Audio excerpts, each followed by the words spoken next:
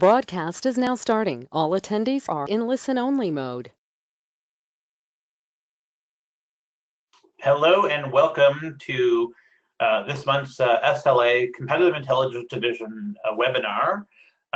We've been away for a bit, but we're back now and we're going to be delivering some great programming for you in the coming months. And I'd like to, as always, thank our sponsor, Aurora WDC. And they're now accepting team registrations for the Reconverge G2 2020 conference, which is in April. Yes, it's hard to believe it's going to be November soon. This year, the Applied Learning Style Conference will focus on helping organizational teams use intelligence tools and techniques to work through pressing innovation and growth challenges. To learn more, register your team at reconverge.net. And as always, Aurora WC has been a great sponsor of our webinars for the Competitive Intelligence Division for a long time.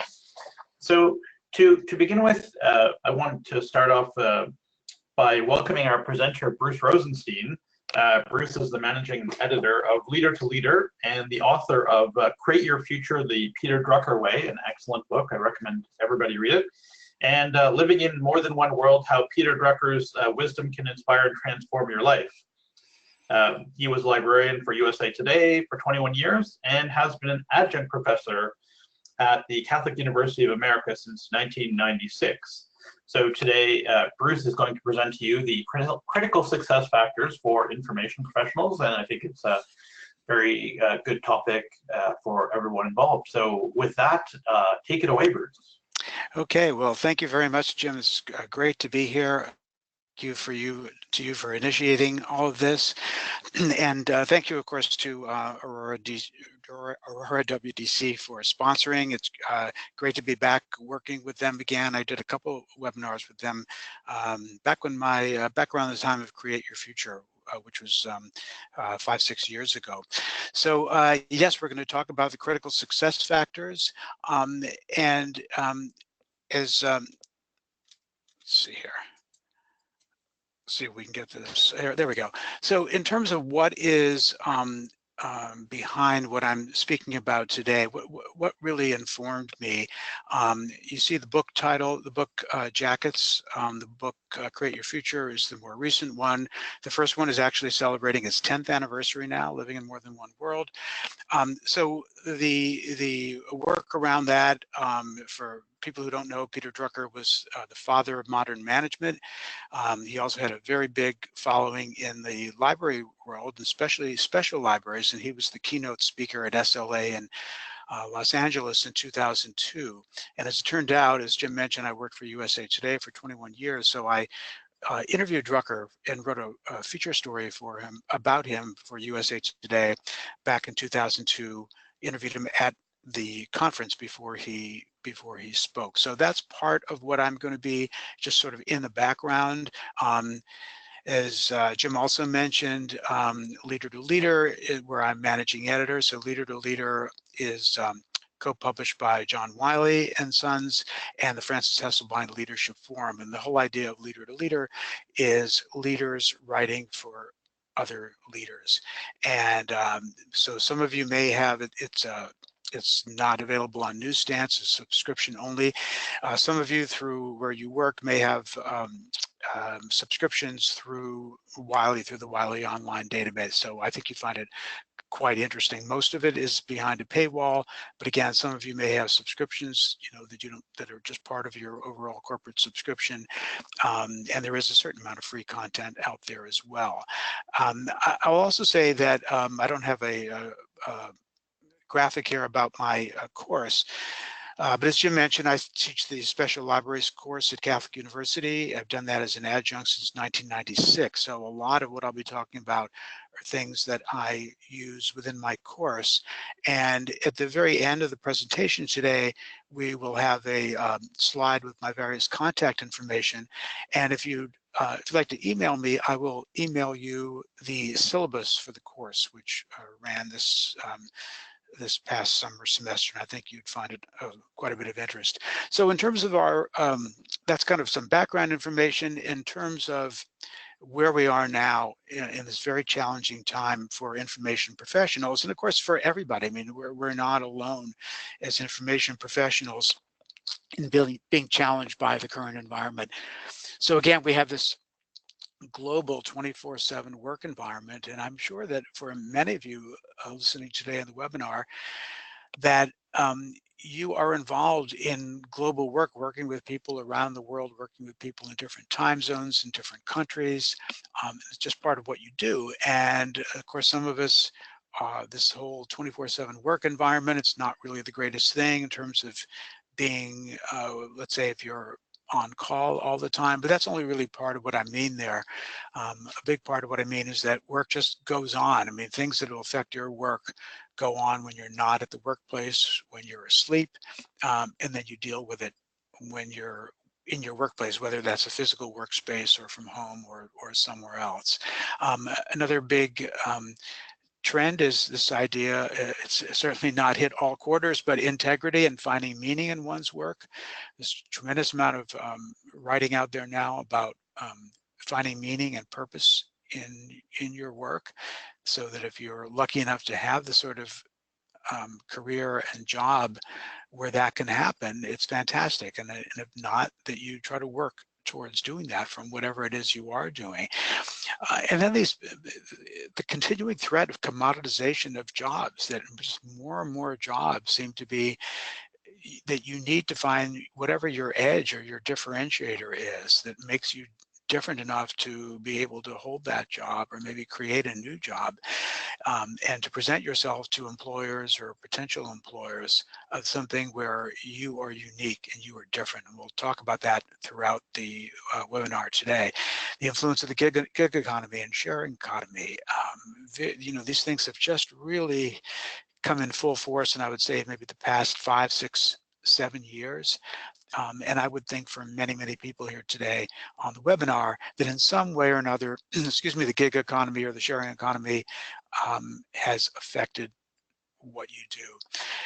Big part here, the challenges of AI, artificial intelligence, robotics, and relentless automation. So, more and more, it used to be that the sort of non-creative jobs were the ones being lost to some form of automation. And for things like what we have now in terms of robotics and artificial intelligence. But from everything we can tell, this is just happening to more and more people now. So jobs that once seemed safe are much less so. So it's kind of really, it's really up to us to figure out what we do as human beings, whatever that information work is different enough where you can have that particular career and you can have that particular job. And it just seems like this is becoming squeezed more and more and more. And changes are just going to keep coming to all sorts of people and all sorts of professions. And I know that today, even though we will be talking quite a bit about libraries and special librarians, obviously that encompasses quite a wide range of things. And we also have people who are not, they're doing similar work, but they're not actually in libraries. We have people who, with a variety of job titles. They're a taxonomist, they're an information architect, they're a cataloger, they're an indexer, they're a knowledge manager, whatever it might be. There's a lot of semantics involved, as you know, in this. But I think that the key thing is that areas like automation, AI, robotics can have a really big effect on your job and career, not just now, but in the future.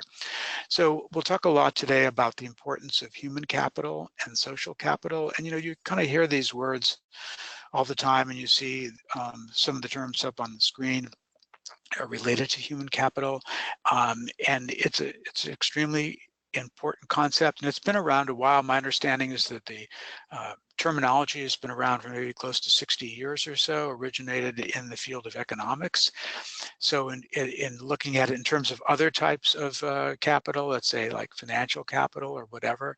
So the human capital, what you bring to your work. So a few things, and again, as I said, we'll be talking about social capital in a moment, and what some of the commonalities are. But just some things here now in terms of, what what you can learn, what you have learned in the past, what you're willing to learn in the future, what you do as part of your work and how that keeps changing. All these things go within the concept of human capital. So again, we'll be talking about some of these things in more depth later in the webinar, but emphasis on entrepreneurial thinking and innovation. And getting back to Drucker for a moment, one of his absolute classic books, still read book from 1985 called Innovation and Entrepreneurship, that really went over these topics in detail, and I would recommend to people as one of Drucker's classics work. But again, whatever type of work you do, I think you really need to be thinking in terms of entrepreneurship, and that doesn't necessarily mean starting a business, although it can, but an entrepreneurial way of how you go about your work and how you can innovate your work. It's a big category of intangible assets and intellectual property, and this, of course, ties in quite well with knowledge management. So when you think about special librarians, just to use that term, you are working for an organization. You are trying to further the aims and goals of the organization. You're not just doing this for yourself, but obviously you do want to do excellent work. But your aim, and I think not just special librarians, but any kind of information professional who'd be on the call today, you want to do a number of things. You want to make lives better for other people. You want to make organizations better. You want to make your colleagues and clients better, improve their lives. So what are the things that you can do to make that happen? So in things like intangible assets and intellectual property, it could certainly be things like patents and copyrights and that sort of thing, but really the knowledge that's within an organization is so critical. So that's why sometimes when people leave organizations, it has a key person or a key group of people has a huge effect on how well that organization can function in the future. So in terms of intangible versus tangible things like your equipment or your, let's say, hardware as opposed to software, your buildings, yes, all of those things are certainly important. But really in this day and age, what goes on within the organizations by what human beings can do is the really important differentiators. Focus on ethical behavior and transparency of operations. This is in a lot of ways easier said than done. There's all sorts of ethical traps. Not everybody is transparent or even can be transparent about some of the things they do, but it certainly does feed into this topic. We talked about the gig economy and sharing economy. Some of you also know there's the idea of the attention economy.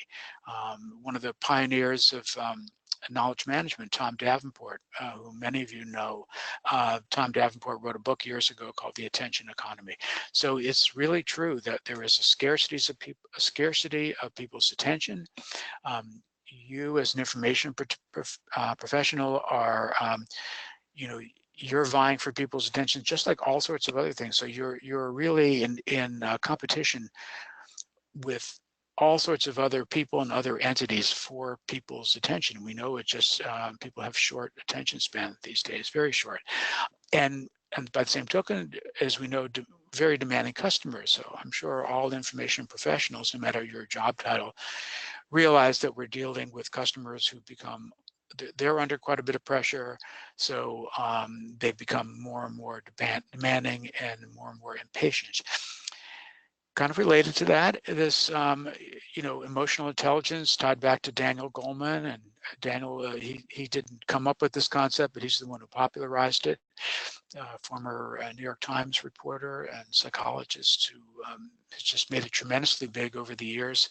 The Emotional Intelligence book has been out for nearly 25 years.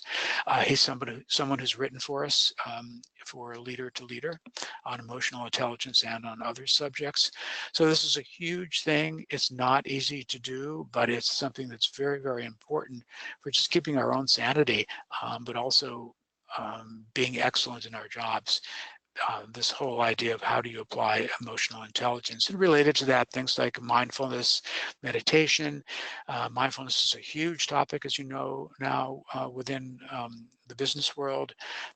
It just gets bigger all the time. I'm a charter subscriber to Mindful Magazine, which I would recommend to people if you're into that topic. Well-being, of course, very big, certainly in the world, but I think we certainly need that in the types of works we're doing as information professionals.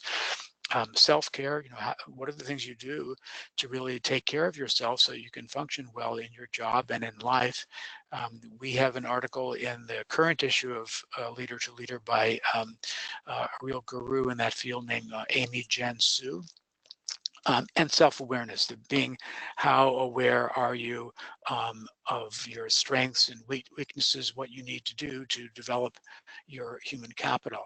So a few other things before we go on, diversity and inclusion, obviously very, very important topic these days. Sustainable environmental solutions. I think that those areas are things where particularly special librarians can be very valuable to their organizations in helping to do these things, because as we all know, they're very difficult. If they were easy problems, they would have been solved by now. It's essential to think in a multidisciplinary manner. And I think sometimes within the special library world, it's great that they do get very focused, but sometimes we need to kind of go beyond that and think of how problems can be solved in multidisciplinary ways. Also developing human capital, executive coaching, as you know, that's a huge topic. It doesn't have to be just executive coaching. That's what I have here on the screen, but in many other ways, life coaching, there's all sorts of coaching. As you know, many people get certified to become coaches. So that's certainly a big area within this idea of human capital. 360-degree feedback over the past, let's say, 10, 20 years has become very important for people within the workplace to try to get some honest assessments of sort of how they're showing up as people within organizations. And again, workplace assessment. So this is again, very, very big within organizations now. Things like DISC, Myers-Briggs. I mean, there's just MBTI, there's just many, many workplace assessments and instruments out there, and sort of what's your role within that. And maybe some people who are listening today have taken these workplace assessments in some way. And related to multidisciplinary thinking, this idea of being a systems thinker, thinking of enterprise thinking, holistic, so you're not just thinking of your own part. And this is, by the way, whether you're a manager or not, that you're not just thinking about your own role, as important that is, you're thinking about where you fit in with everything else. And kind of, this idea of creative approaches to problems and goals, both individually and organizationally, so that you're thinking creatively, not just for yourself, but you're thinking for the organization as well. So tied into this idea of social capital, very, very important. You see some of these keywords up on the screen. And I do believe we should say here that social capital is really tied into to the idea of human capital as well. It is related, it is connected, and so you kind of, in some ways, start with what you have as human capital, but you want to build up your social capital so that other people know about what you do for all sorts of reasons. And this is something that develops over time. So some of these factors and skills that we're talking about today are good ways for you to build up your social capital. I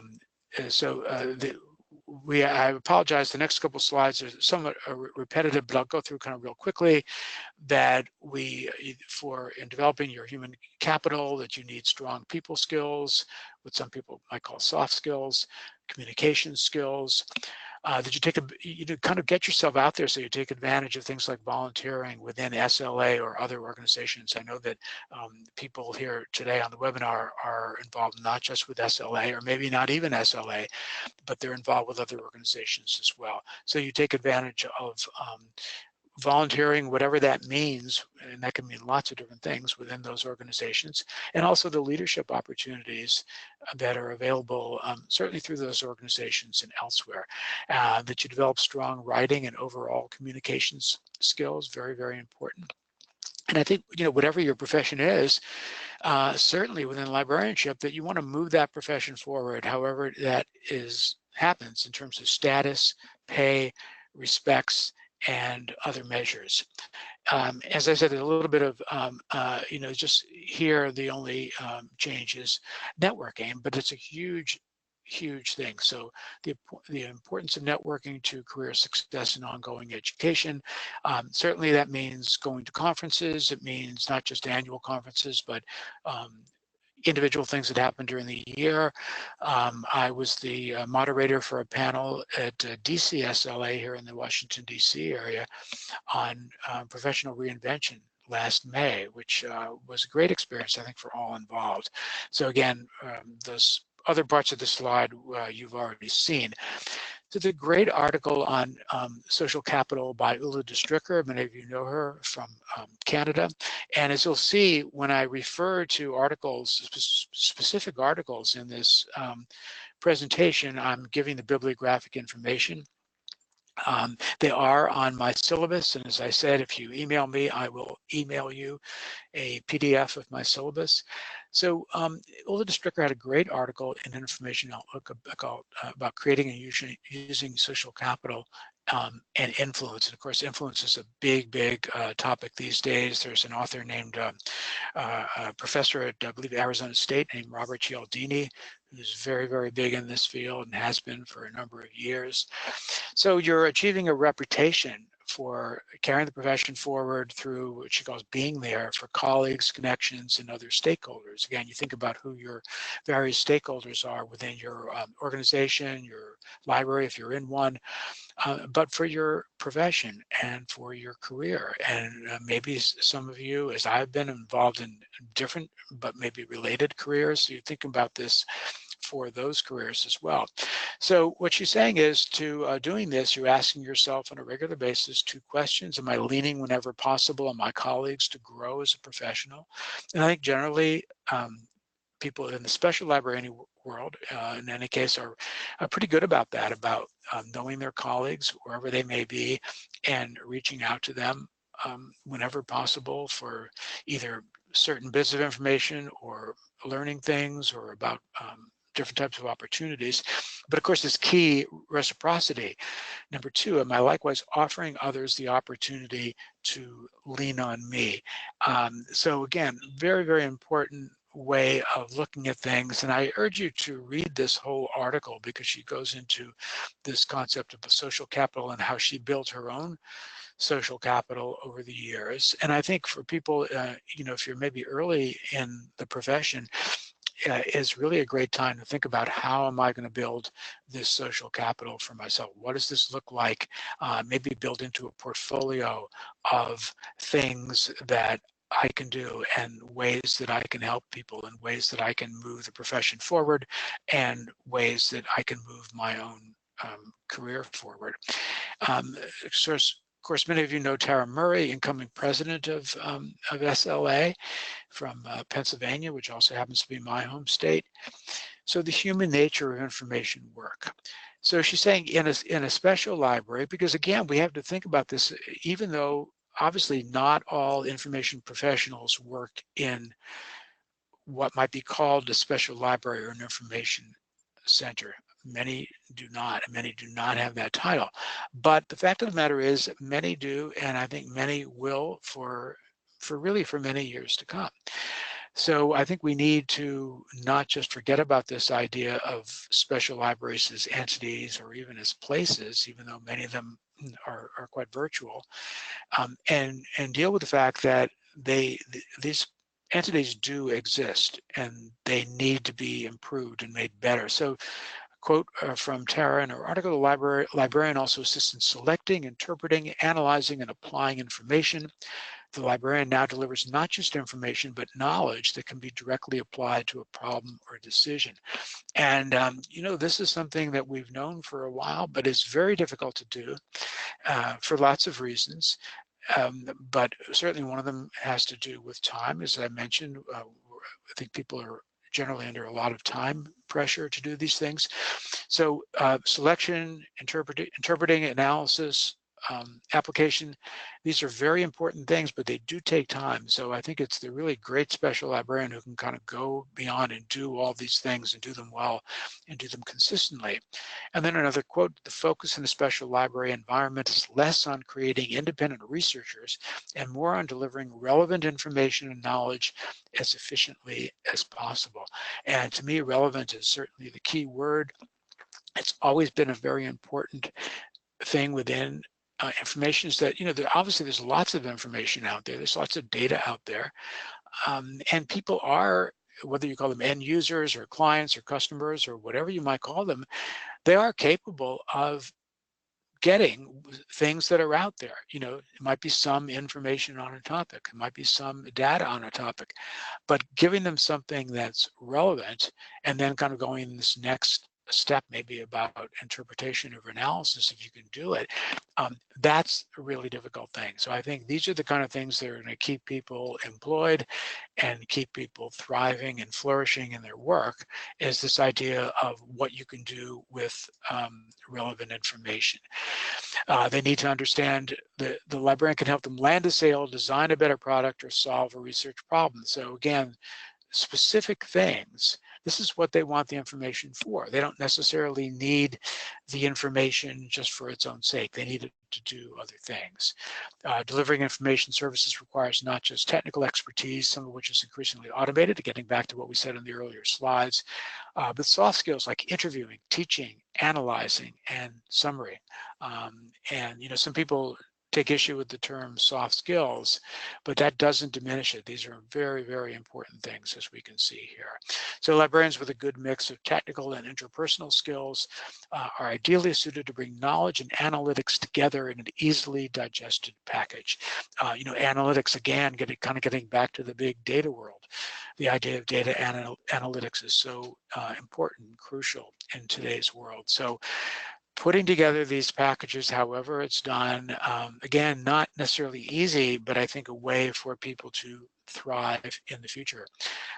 Lauren Havens, now I don't know if she's still there, but Lauren Havens wrote this article in Information Outlook about Jet.com, which is an online retailer that was bought by Walmart, I believe, after her article came out.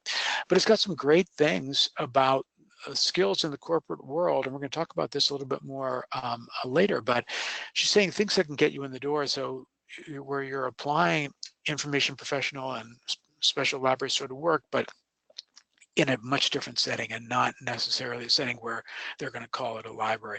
So things related to that: customer service, marketing, communications. Obviously, marketing is a whole other topic.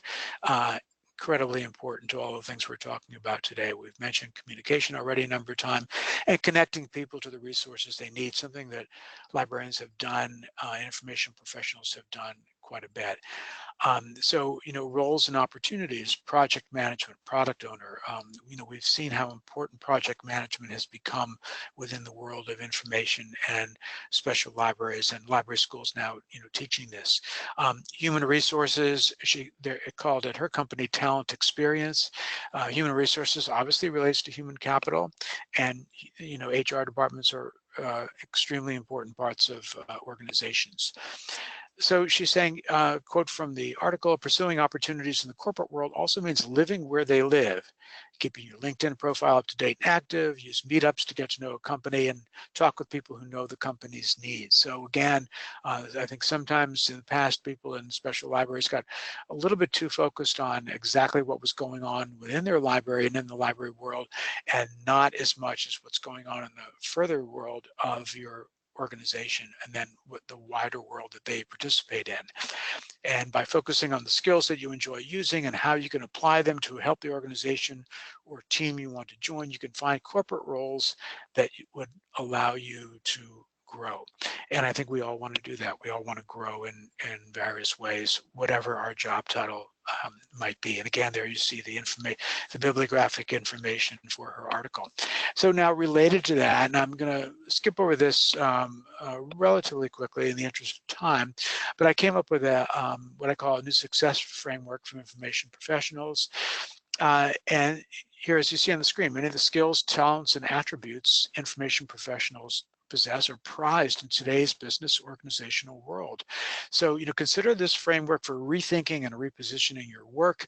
It relies not on functional areas, but benefits, positive results, and outcomes. So there's this almost really tragic mismatch by the fact where in one way you see that things like special libraries are closing and people are being devalued for their work. In another way, a number of things that we do are things that are actually quite valued. So you'll see 10 of them up there. You'll have these slides to go back to. But these are things that are all really part of, they're things that are hot in the corporate world. And they're things that we as information professionals just have done in many ways. And certainly, in point 2, the power of questions, and leader to leader, we run several articles about leadership and the role of questions within leadership. And what do we do in terms of special or any kind of libraries? It's very question based. It always has been when you think about things like the reference interview and what have you. So the corporate world is waking up to the importance of questions, but it's something that we have done for in just many, many ways. I already mentioned this idea of relevance, but companies they package and sell relevant information, and that's something that we've done. Something where it's not a commodity. Curation, as you know, huge topic, but we curate data, information, and knowledge. So when you see the idea of curation in the corporate world, you see it's part of something we've already done quite a bit of. Sense-making skills, sense-making is something that I believe is generally thought of in terms of a University of Michigan professor named Carl Weick, W-E-I-C-K. And he has kind of one particular definition of it and things he's written about in books and many journal articles. But in our sense, thinking about that, we help make sense of the world for people, and that should not be devalued whatsoever. Servant leadership is a huge topic. Has been, it's only been around since the 1970s, but it's absolutely huge topic within the world. And think about it, whether we call ourselves servant leaders or not, the power of service is just ingrained into what we do. And it's something that's very, very valuable in concert with these other things. And the last one I'll mention is this idea of healing. And this certainly for medical librarians, I spoke to a couple of medical library groups when Create Your Future the Peter Drucker Way came out. So healing is sort of a big thing in the world. We talked earlier about things like self-care, but healing, when you think about, certainly medical librarians help people heal, kind of indirectly through the information that they provide. But you hear a lot of these days about pain points and how the work that information professionals do can take away pain points. So you can kind of look at this list more at your leisure and think about it where it is, because I'd like you to reflect on not just these 10 points, but many other things that I say today, but kind of take it all in and reflect on it and see where it relates to your own world. Another thing I'll go through relatively quickly, this is something I came up with in Create Your Future the Peter Drucker Way that was inspired by I came up with this idea in an interview that I gave to a Brazilian business magazine in between my 2 books, and the idea was Peter Drucker as his own successor as the top management guru, even though he had actually passed away. I explain this more in the book. So I like this metaphor so much that I came up with this idea for the second book of learning to become your own successor. And you can think about this in different ways. It could be things like an athlete breaking their own record. It can mean a better version of yourself. Whatever it means, just give it some thought. But in order to do so, how is this done? And base this in some ways on my study of Peter Drucker's work and my interviews with him and work in the Drucker archives, excuse me, and elsewhere. So this idea that you diversify your efforts and your outputs. Number two, a powerful personal brand. Excuse me. I'm not sure that Drucker would have liked the term personal brand, but as you know, it's a big thing now within the organizational world, and it relates exactly to this idea of social capital that we talked about earlier.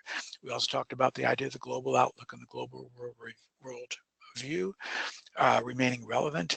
And I think number five is really important in terms of this getting a consistent, impressive body of work, whatever that work is, whether it's written, whether it's some sort of visual communication or podcasts, audio communication, whatever it might be, that it's a body of work that you can point to in some ways for me, besides the things I've written, but my teaching, that I can kind of go back to those things as a body of work, and that you build this up into some sort of portfolio.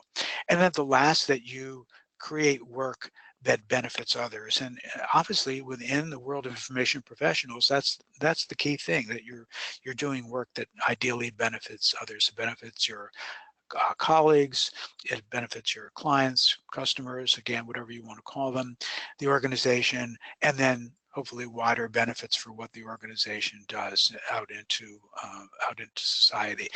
So going back to some other journal articles from Information Outlook, Cynthia Cohn, When Life Throws You a Series of Curves. This is this whole idea of that many people have been in our profession, where often through no fault of your own, but your job evaporates. So what is it that you need to do? So a couple quotes from the article: through all the messy, unpredictable twists and turns, I've managed to learn new skills and to grow, often in ways I might not have if my career had remained on a predictable career path. And so, really these days, linear career paths, they're just really not out there as they were in previous years. So yes, you do learn new things. This certainly happened to me after my USA Today library job evaporated after 21 years and led to other things. So another quote from her article: success doesn't come from always getting what you expected or thought you deserved. Often it means dealing with the unexpected. It means facing challenges head on. It means learning how to survive, even thrive in the face of setbacks. So sometimes you take that situation and you turn it into something good, but you do have to be kind of agile about it and be able to deal with these things as they come up. And again, yes, it may not be exactly what you thought success was going to be like. So dealing with the unexpected. I really wanted to put this in. This is from Frank Gullo, also in Information Outlook. This idea of weak ties goes back to Mark Granovetter, who was originally at Johns Hopkins, then now at Stanford. This research gets all the time is in the business world. David Burkus, B-U-R-K-U-S, who's written for USA Today. I'm sorry, for Leader to Leader. David has a recent book called Friend of a Friend, where he talks about this, but it's really quite a bit in the business literature. It's a pretty hot thing now. So I think it's very, within our world of information professionals, is very important. So say roughly breaks down to friends and acquaintances, or friends of friends. He uses the terminology weak links and subcategorizes classic weak links, median weak links, diffuse weak links. You can go through the article to differentiate these things, but I really think the key point is that sometimes your strongest links are not where you're going to learn about things like job opportunities or related things. You are finding particular bits of information. It is going to be in those people kind of down the line, that friends of friends, people you know through other people, maybe LinkedIn contacts that you don't always interact with. So he advocates nurturing and cultivating these relationships before you have a need. They can provide things, he says, like information, testing, support, and feedback. So very interesting that, if we stay too much within our bubble, whatever that might be, that's not good either. It's obviously important to cultivate those sorts of relationships. It certainly is, and that's something that I try to do quite a bit. But by the same token, you need to kind of reach out and branch out a little bit more. So the Institute for the Future, this is an article by Devin Fiddler in Information Outlook. So it's 2012, and he's talking about the decade ahead, and most of that decade's obviously gone, but I think this still is quite relevant. An Institute for the Future is a great organization in California. Many years ago, it was an offshoot of the RAND Corporation. A man named Bob Johansson was their director for many years, and Bob wrote a great article for Leader to Leader a couple of years ago that I'd recommend to all of you. So Fiddler writes about the IFTF research in this quote here, looking at ways that big disruptive shifts are likely to reshape organizations and workplace skills in the future.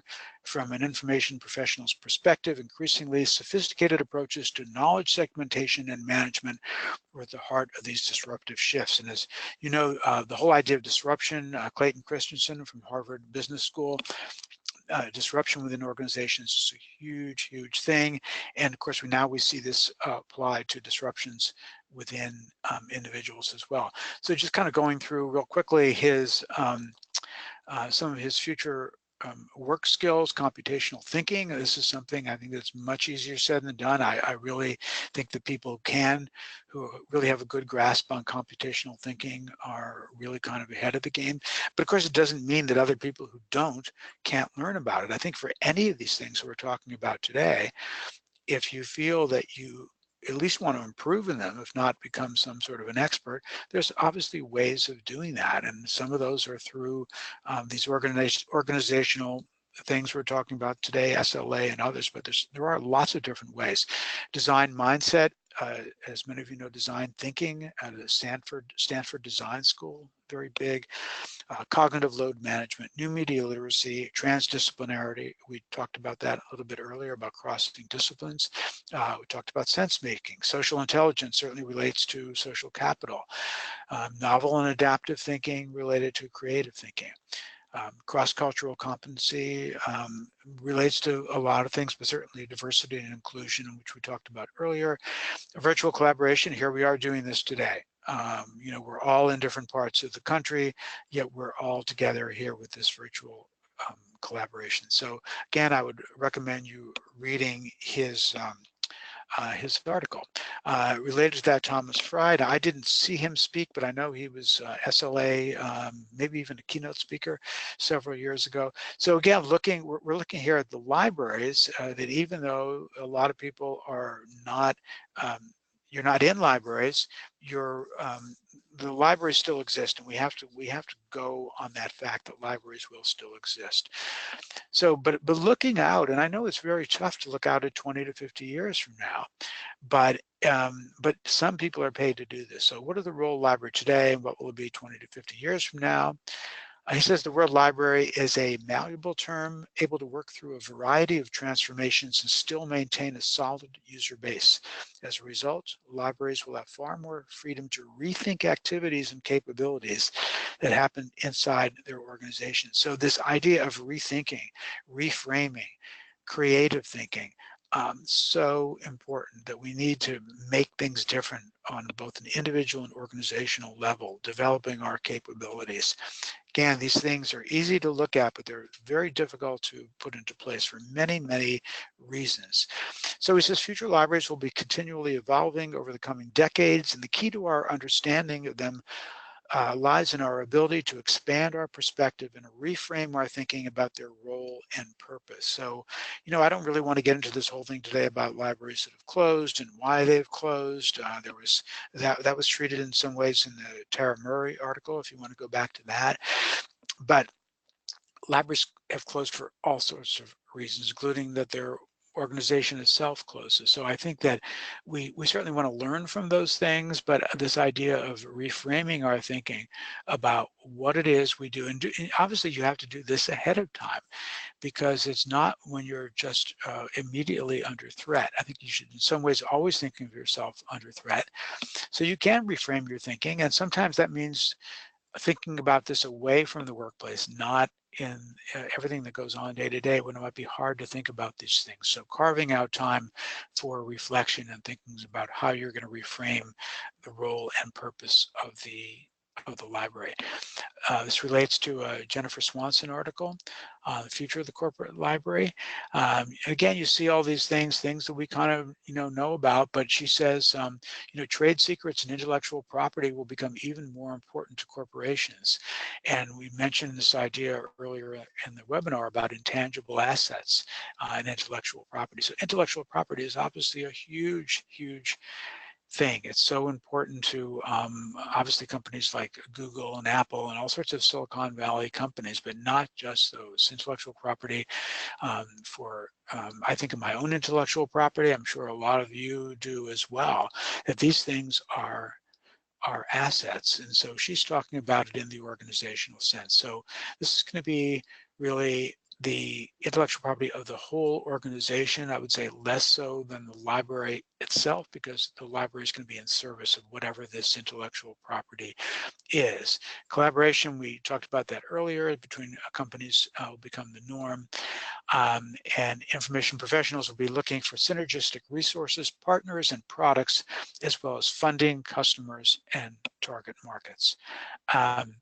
Paradigm shifts, some of you know that term, going back to Thomas Kuhn, K-U-H-N, fantastic researcher scientist back in the 1960s. So, whatever these paradigm shifts are affecting corporate libraries, and included changes in here, this is a good roll call of things when you think about it that are really impacting our organizations of all types: manufacturing, design, funding, distribution. You think about things like supply chains, which is such a huge topic these days. The use of products, how they're being used, including 3D printing. 3D printing, obviously, those things have impacted public libraries a lot, and the implication of the Internet of Things, of sensors and what have you. This is only going to become more prevalent in the coming years. Information overload. So using advanced search and analysis skills and sophisticated training and self-learning environments. And, generally we've been pretty good about training other people and training ourselves and our learning, but we have to become even more so. So again, this gets back to Tara Murray and this idea of kind of,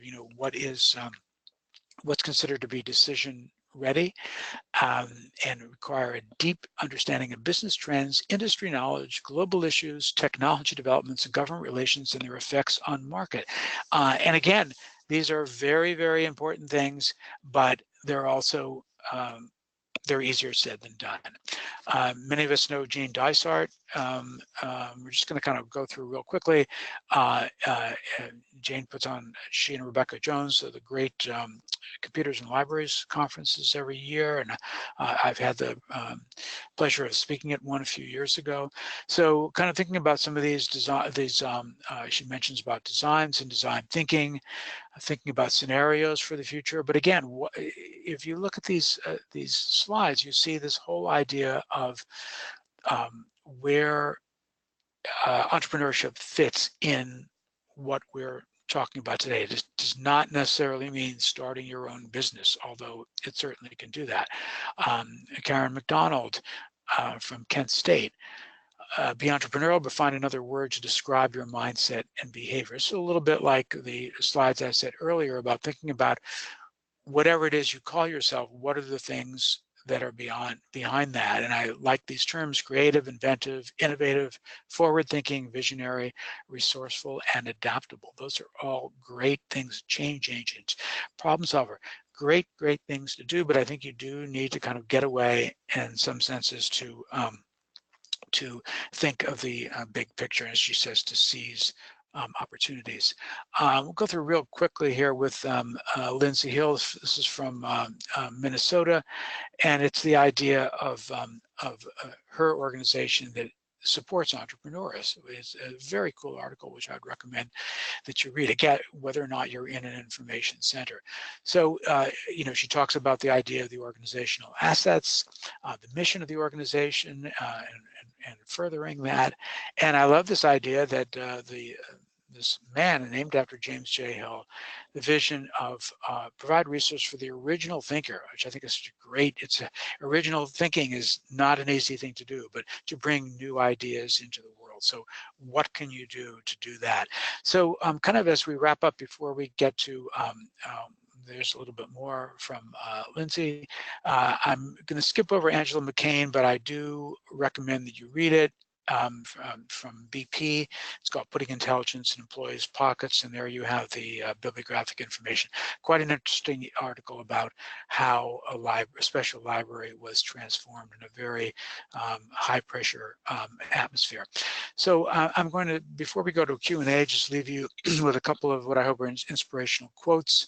You know, we talked about leadership opportunities before. For those of you who don't know, Jim Kouzes and Barry Posner, very big in the leadership world. We've done articles with them in Leader to Leader. I'd recommend that you get their books, particularly the Leadership Challenge book. It's kind of their classic. I believe it's now in its 6th edition. It's a great quote from 2010 in a book called The Truth About Leadership. The capacity to imagine and articulate exciting future possibilities is a defining competence of leaders. Leaders are custodians of the future. They are concerned about tomorrow's world and those who will inherit it. So again, you know, we're kind of, future should be a big preoccupation of ours, but you know, what sort of thinking is that going to take to get there? And then Paul Arden, and Paul was he's passed away a number of years ago, but he was a British advertising executive who was quite successful and wrote kind of a self-help book called It's Not How Good You Are, It's How Good You Want to Be. Book came out in 2003. I reviewed, and I'm not sure if it was one of them, I think it was his earlier one, I reviewed it for USA Today, but this great quote, your vision of where or who you want to be is the greatest asset you have. So really kind of stepping back and thinking about, you know, where you're going and the idea of what really an asset is. What assets do you possess? What does your organization possess, and what are kind of the commonalities between? So hopefully this leaves us just about 10 minutes or so for Q&A. And Jim, I don't know if we have any questions, but I will. Well, just to let people know, we don't have any questions. Well, we have the typical always, are the slides available? Yes, the slides will be available. The entire webinar will be available on the recording of it. I'll put a link on SLA Connect as to where you can find the webinar and the slides. And also, perhaps Bruce, you could put the syllabus there too. Right, yes. Or link to your email connection as to where you can get it. There's the information there. And I have a quick quiz. I think, well, more of a commentary than question. I think that this has been a lot of information here, which is great in the sense of we as information professionals tend to look at sort of our information, you know, management skills, information research skills. But from the standpoint of what you're sort of mentioning as soft skills, I think that's really important as well, that we develop those. I particularly am a big, I hate to use advocate of advocacy in the sense of advocacy skills for information professionals, in the sense that we, as librarians, information professionals, have a lot of skills that we use on a daily basis that could actually be utilized to help, whether it's a for-profit company or a not-for-profit organization, to do a lot of things from the standpoint, and I think I approach it from the standpoint of what would happen if that person wasn't there. So like if the information professional wasn't able to find that research for you, or wasn't able to find that information, or, you know, bring together all of the information that an executive would need for decision making, for example, you know, that could cost an organization a lot of money if you didn't have that skill there. So I think that's important that all of these skills are here. Yeah, I agree, Jim. And just to jump in here, I think that to me, this really gets back to the whole idea of social capital and influencing skills. Again, as I say, in the corporate world, this idea of both social capital and influencing skills is so important, and I believe that really ties in with advocacy. So I totally agree with you on that, and I think that these idea of the soft skills, how do these soft skills get built into advocacy? And I think people need to obviously advocate for themselves, but there's lots of advocacy that can go on for your organization, for if you are, let's say, in a special library or something similar to it, that you're advocating for that, and you're not just doing it at the last minute, but you're doing it in sort of an organic way all of the time. So I think that for lots of different people who are seeing this webinar, who saw this webinar today, listened to this webinar, and then would in the future buy the slides that will be up, to think about, how are these different sorts of areas, how are these things that how can I develop them, and in use of what? To make them practical. So we want to make these things practical, and we want to make them actionable. And what can we do? And I think there are a lot of resources, and we as information professionals, our huge strength is knowing where to go and knowing where to find things. And it's really something, as I said, it's almost tragic that within the corporate world, these skills are on their own are valued, but somehow seems to be less so for a unit providing those skills. So how do we bring that together? How do we mend that in some way? I think you're absolutely right. I mean, you look at from the sort of business perspective, and then I think particularly towards your area of sort of news librarianship, where a lot of the news had numerous librarians, and now they're lucky to have one, and that we at the same point in time are dealing with disinformation at an exponential level. So there's one. Right. So we do have some questions here. I just want to quickly get to. So one question here is, how have your library science students changed over the years, if at all? My library science have changed. Well, I think they have not changed so much in terms of the types of people. We're still getting career changers. We're still getting a few who are pretty much right out of either right out of college or right out of another degree. I think that they are more fluent in, they're more technologically fluent. They're also more fluent in multimedia forms. Some of them have worked in other classes at Catholic on things like doing videos or what have you. So I think that that would be a big change. But I think that in terms of still coming from, in many ways, other professions, sometimes that's the military, sometimes that's teaching, sometimes that's the media, that we're still getting people who are, which I think is great, people who were in other professions and now want to do something else. But really, I think that this idea, and I think it's fantastic that they can do it, that they are fluent in a multimedia way, is really important. No, I agree with you. I mean, I am one of those people. This is sort of my second career in going back to library school, and after many years in politics. And I think that's the thing, is that today you look at it, and I look at the people coming out of library schools and the multimedia and the skills they have with regard to even coding and putting things together, from presentations and visual and data visualization. It's unbelievable. I think it's just exponential that they're at growth, in the sense that the skills that they're getting are the sort of traditional skills, but also building on that and using new mediums and sources of information. So that's one other quick question here, and yes, the question may be quick, but the answer.